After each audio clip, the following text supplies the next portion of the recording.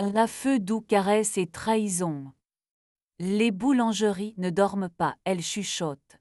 Quand la ville pose enfin ses clés sur le buffet et renonce à discuter avec Séné, nous relevons le rideau de fer comme on soulève une paupière. Le pétrin s'éclaircit la voie, les bacs à farine éternuent des petits nuages de lune, les bannetons respirent sous leur toile.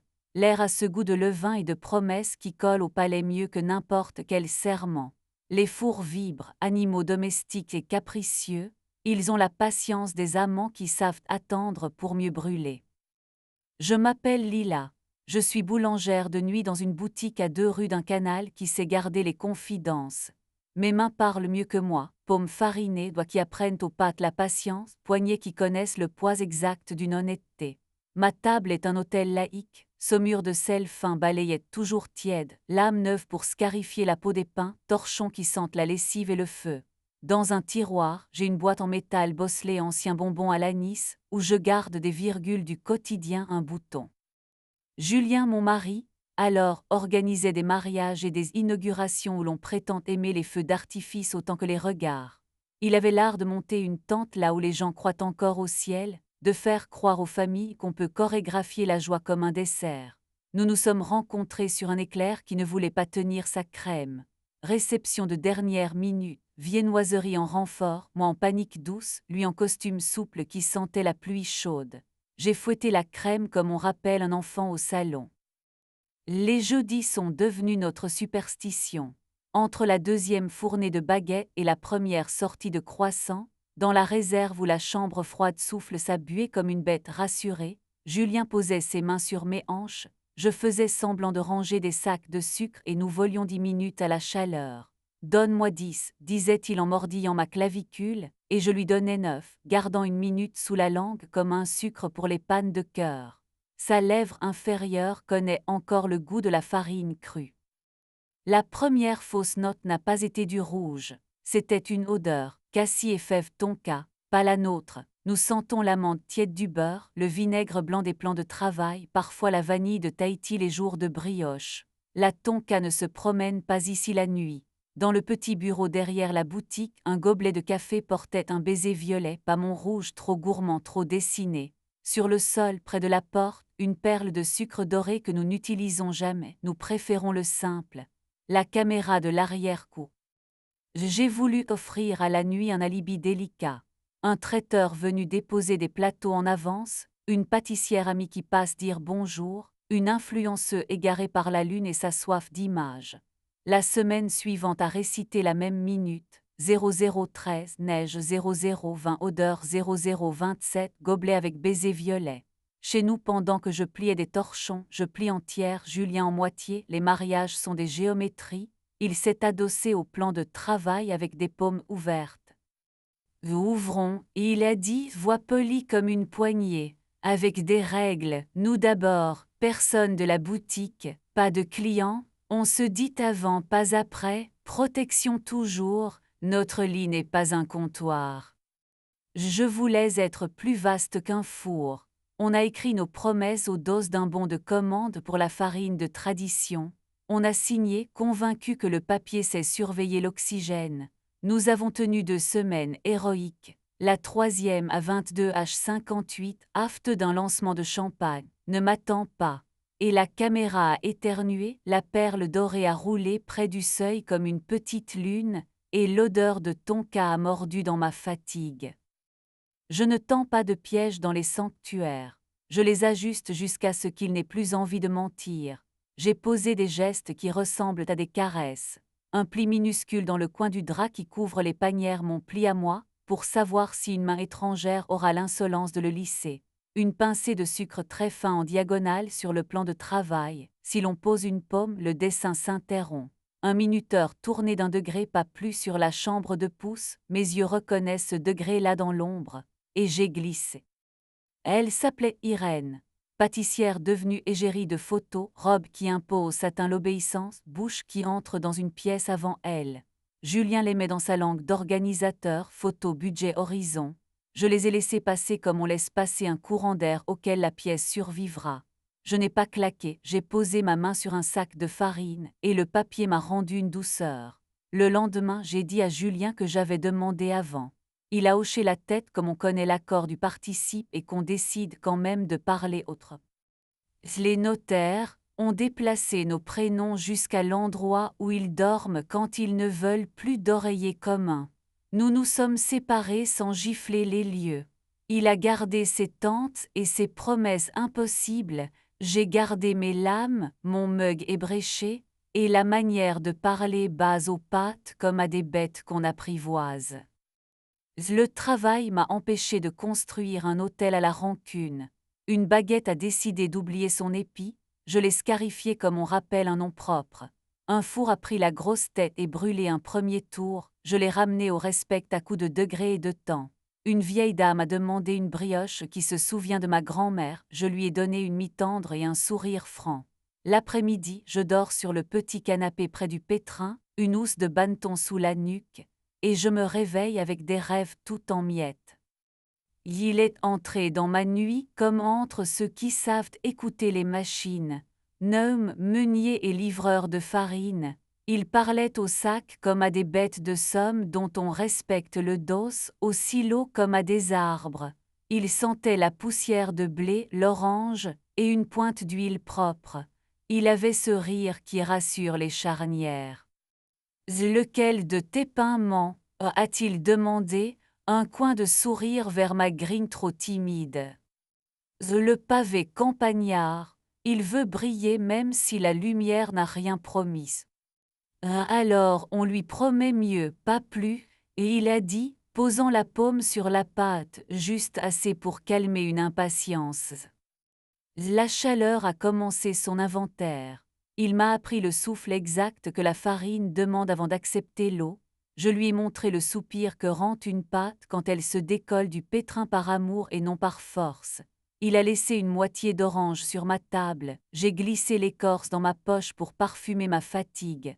La première fois qu'il m'a touché, c'était mon poignet à 1 degré pour éloigner mon bracelet de la gueule du four. Là, il a murmuré. Sa main a su la distance qui n'humilie pas. Le premier baiser a eu lieu entre 2 étagères de croissants façonnés, dans cette allée où la levure parle bas. Sa bouche avait le goût d'orange et de café, et cette chaleur qui devrait appartenir au courage et à l'amour. Il a gardé les yeux ouverts 1 seconde, pas pour chercher une caméra, j'apprivoise les angles, mais pour me choisir 2 fois. Ma paume a trouvé le creux de ses reins, l'endroit où un jour garde son avis. Il a fait ce bruit qu'on met dans la poche pour les famines. Nous avons compté jusqu'à 10 et n'en avons utilisé que 9. Nous nous sommes donné des règles qui ressemblent à du respect, pas à une clôture. Pas de bouche à portée de farine volatile, elle mémorise tout. Pas de main sur les marbres où l'on travaille la brioche, la pâte a des susceptibilités. Oui pour l'arrière-boutique, quand la buée de la chambre de pouce fait un petit monastère. Oui pour la cour près des cagettes, quand l'aube accepte d'être animale. Oui pour le toit au-dessus des fours, quand la ville se tait. Nous avons laissé les clés dormir à leur clou, nous avons déjà touché le feu. La ville a inventé une nuit gourmande où l'on fait semblant que les files d'attente sont des poèmes. Irène est revenue, flanquée de photographes qui offraient leurs flashs comme des pièces. Julien, un pas derrière, portait son sourire prêt à servir. Je les ai salués, adultes qui refusent d'humilier un lieu pour régler des comptes qui savent se régler avec d'autres verbes. Gnome, en noir la farine l'aime, à rouler des sacs comme on promène un baromètre. Sur la petite estrade improvisée, on a maltraité le mot artisan, promis des expériences à ceux qui ne savent pas encore manger sans écran. Je faisais ma ronde, l'habitude est un sacrement. 00 trait est passé sans neige. Le pli sur mes panières est resté intact. La cannelle sur la porte n'a trahi aucune épaule. Ma petite boîte d'anis a cliqueté, boutons, perles, rubans, numéros et guillemets autour d'un chapitre qu'on n'ouvrira plus. Irène a commandé un pain au levain pour la photo, mais qu'il soit vrai, je lui ai tendu un miche encore tiède. Elle a posé sa main dessus comme sur un ventre, a soupiré pour l'appareil. Julien afin de ne pas remarquer que mes yeux savaient déjà. Nous avons joué les adultes à qui la nuit a appris la tenue. Après le démontage, quand le dernier camion a admis que la Maine n'est pas une personnalité, Gnome m'a trouvé sur le trottoir, paume à plat contre la peau chaude du four extérieur. La ville derrière nous mâchait ses paillettes. Il n'a pas dit mon nom. Il a levé sa main, j'y ai posé la mienne. Nous avons respiré ensemble, geste bête et scientifique. Tu t'es oublié dans la pâte, il a dit. Je m'entraîne à demeurer, j'ai répondu. Comme quoi?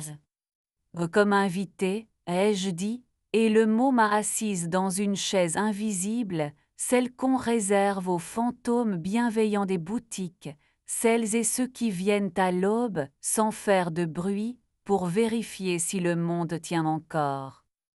Nous avons embrassé comme des gens qui respectent le risque et paient leurs fournisseurs à l'heure. Ma ceinture a accroché un coin de cagette, nous avons ri, le burlesque fait partie de la liturgie des endroits qui nous ont déjà sauvés. Nous nous sommes arrêtés avant que l'aube n'apprenne nos prénoms.